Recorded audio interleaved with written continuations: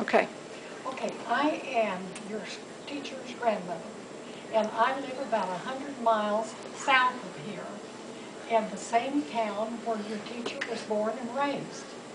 But when I was in your age, I lived way out west in a state called Colorado.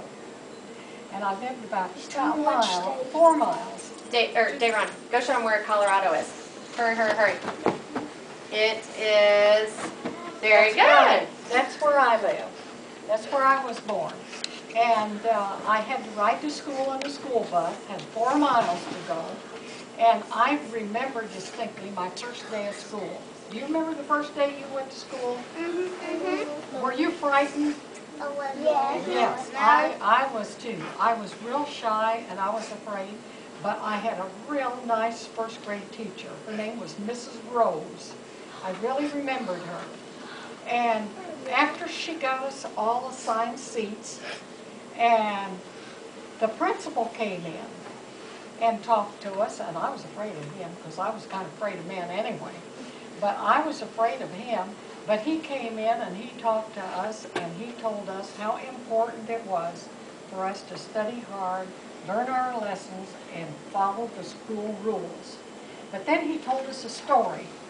He said, and maybe you've heard this story about the little train that could. Have you heard that story? Yeah. Uh-huh. It's a real nice little story, isn't it? Well, that's what he did. He said there was this little train. I wanted to get the book that I could read the story to you. But I remember it well enough that I think I can tell you that there was this little train that had a big mountain to climb.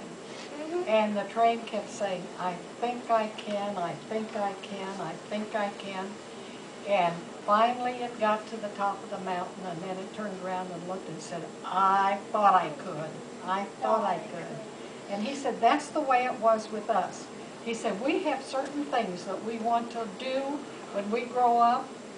And the one thing that reminded me of this was all of the nice little pictures that you children drew and wrote your names on, said what you wanted to be when you were 90 years old. You remember that? Last August, your teacher had you do this, and then she put those all together in a little pamphlet, a little booklet. And I have that. In fact, I got it out yesterday and read through it again. One of you wanted to be a nurse, and one of you wanted to be, I think, a policeman, and there were different things that you all wanted to do. And this is what the principal told us. He said, what you want to do, keep saying, I think I can, I think I can, and when the time comes, you can look back and say, I thought I could. Right.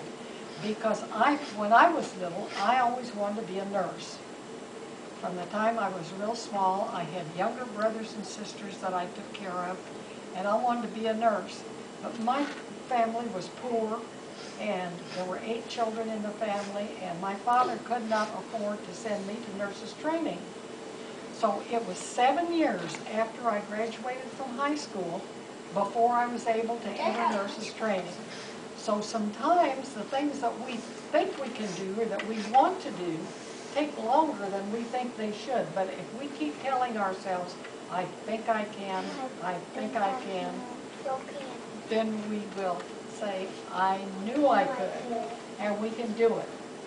And I'm so appreciative of those letters that you sent to me, and I know your teacher is just real proud of each and every one of you, and so I said I would like to do something to say thank you to each one of you for being such good children.